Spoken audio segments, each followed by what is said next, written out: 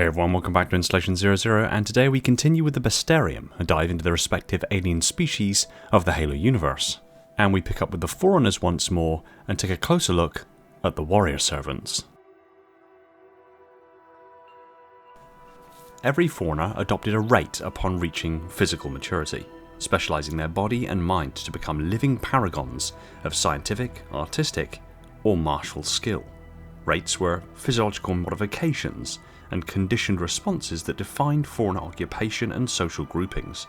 Over time, these modifications could be adjusted and improved using genetic engineering and neurotherapy to match a Forerunner's station in society, task specialization, physical development, and intellectual maturity. Sequences of mutations resulted in obvious and significant physiological changes, and reaching each new form was a major milestone in a Forerunner's life. Alignment to a specific rate could be changed, or mutations quickly adopted, but this was very rare and often caused damage to the Forerunner's core personality.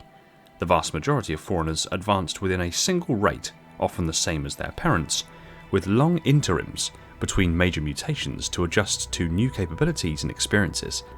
The major rates at the end of their civilization were builders, miners, life workers, warrior servants, and engineers. With genetic, morphological, physiological, and intellectual differences so pronounced and extreme between separate rates that they could nearly be considered separate species. Hence the individual dive into the specific rates. Although they considered themselves peaceful, the Forerunners could swiftly deploy powerful, lethal warriors against any who resisted their will, both in the service of the Ecumene and to enforce the tenets of the Mantle. The rate tasked with the military defence of the Forerunner Empire was the warrior servants. Noble and unwavering in their loyalty, warrior servants once represented the zenith of Forerunner society, but were reduced over the millennia to a shadow of their former selves. Decisive and ruthless in their executions, warrior servants saw an attack on the Forerunners as an attack on the Mantle itself. Despite this, other rates often viewed them with veiled contempt, seeing their very existence as antithetical to the Mantle, a response which forced many to be silent and seclusive. Nevertheless, most recognised the essential role that warrior servants conducted, and continued to employ this rate even after they suffered significant diminishment at the hands of their political opponents.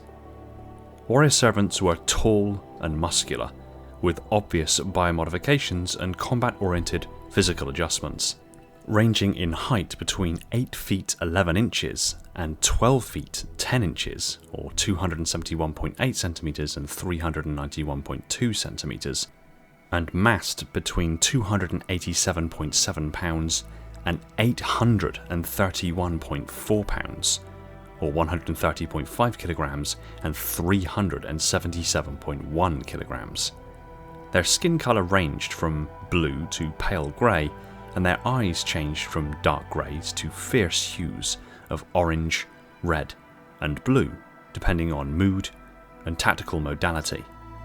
Although formidable in size and strength, physical combat was rare for warrior servants.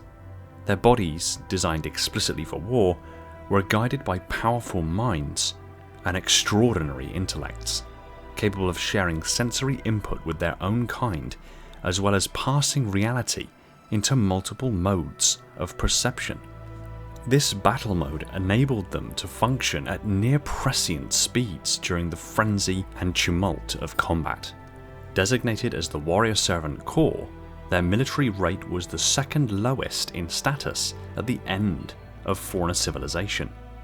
Their leader and champion was the Protector of the Ecumene, a rank most notably served by the legendary Didact, and eventually the Didact, during the final years of the war with the Flood. Warrior servants employed powerful combat skins, fighting suits that allowed them to battle in nearly every environment. Their armour absorbed impressions from its operator over time, allowing generations who followed to access the histories of their predecessors. The Forerunners wore protective suits their entire lives and left them only in special cases. These suits formed a second skin that augmented the Forerunners' physical abilities, contained computational clusters to house their personal ancilla, added layers of environmental protection, and enhanced their mobility, which included limited atmospheric, underwater, and spaceflight applications. Basic utility skins were not rated for military usage, but by contemporary standards they provided a great deal of protection against thermal, kinetic, and biohazard threats. These were worn as mere clothing and were custom tailored for each user. Forerunners did not typically keep more than one manufactured skin, as these suits were recycled and refabricated with some frequency to incorporate incremental updates and stylistic alterations. With the flood outbreak came a rapid transition of all Forerunners to a defensive posture.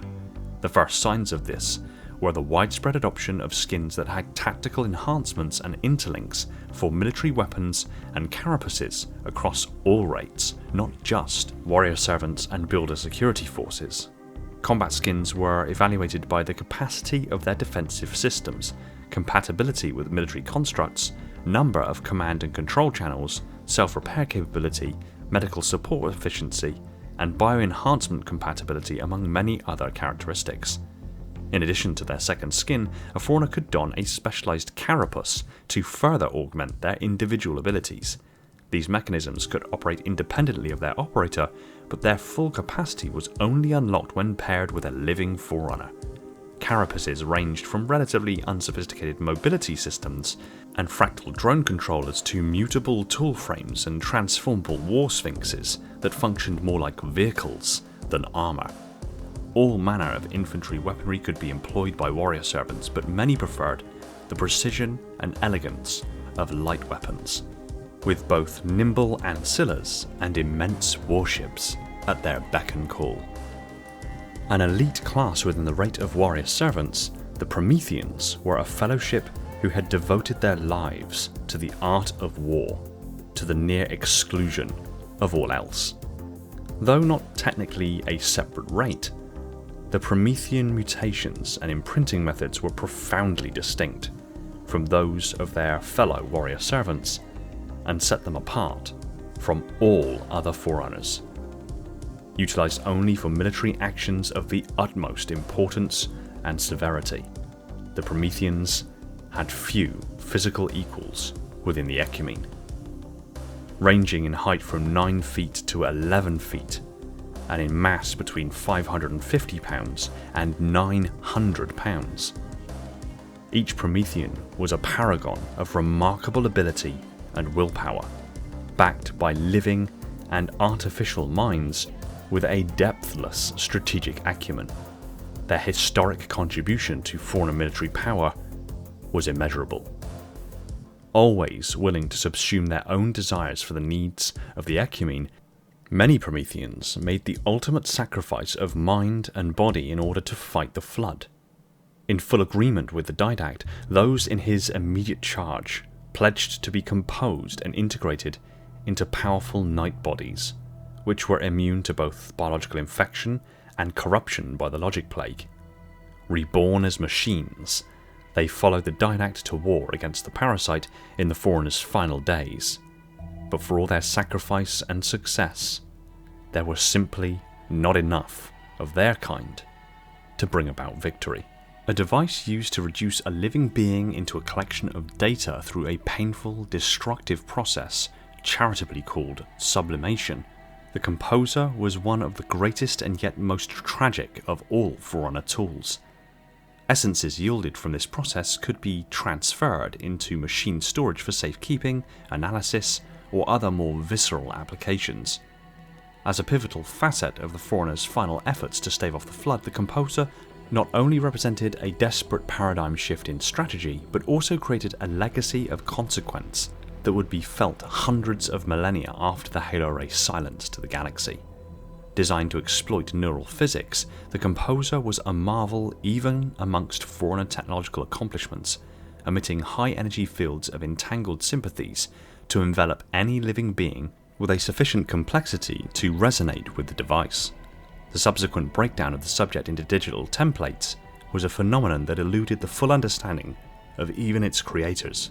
The results were deep imprints, essences akin to high-level ancilla, with stored mentalities even capable of being given independent, localized consciousness by emulating their original biological neural structure. Perhaps the most notable and consequential use of the composer was made by the Didact, initially hoping to make his own Promethean warriors immune to the Flood.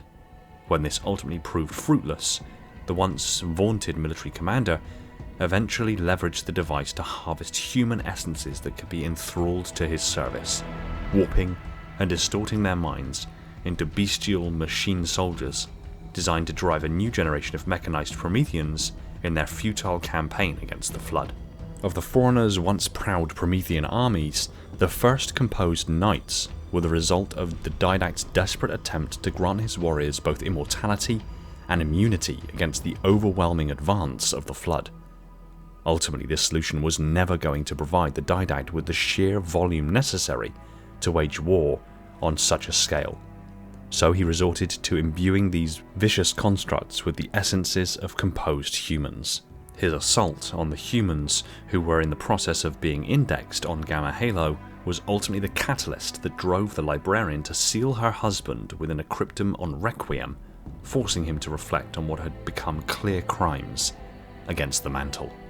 In the ancient history of the Forerunners, the warrior rate was the highest and most esteemed. Over time, however, ambitious builders eroded their rivals' standing within Forerunner governance, eventually relegating them to a subservient rank, which appended their title to warrior servant, due to the violent nature of their role, which dramatically conflicted with the mantle in the minds of many. Despite this, they still retained significant influence in the council, a fact which allowed them to temporarily stall builder efforts to construct Halo, even after a long war against the humans and just prior to the return of the Flood, both of which would consume significant numbers of their rate. This friction proved devastating, however, as the master builder ultimately succeeded in disbanding the warrior servants, forcing many into exile. Most of those who remained were ravaged by the Flood during the centuries-long war. In the very final years of the conflict, however, their rate saw profound resurgence under the honourable command of the Didact.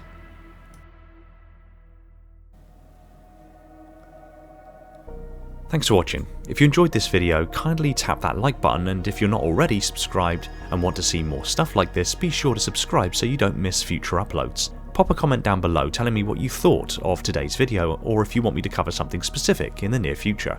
I want to take this opportunity to thank and give shoutouts to my patrons and YouTube supporters: Spartan10148, my singular Contender class Ancilla, the triumvirate of minds within my installations Metarch, Falcon, Jordan and Poseidon, my 7 installation monitors Selphia, Ashley, Esoteric, Spartan1029, Chris, Orion and Shane, the crush of sub-monitors Legion, Ryan, Lebrat, Spartan0137, Element 0, J3, Cult, Evermore's, Personal Devil, Scion Esports, Phantasma, Ashton and 191 Shaken Lightbulb, my fleet of Strato Sentinels, my most loyal of Enforcers, and every single one of the awesome people supporting the channel over on Patreon. My Tier 0 Transcendent YouTube members Spartan137, again, Maury, Jimbo and Balaz, and all other YouTube members keeping my installation functional on that glorious vacuum energy. I cannot thank you all enough. Shout out to John because... And if you like what I'm doing here, consider supporting the channel on one of the support links in the description to net yourself some tasty merch and help keep the channel going. Take it easy everyone, and find peace in the domain.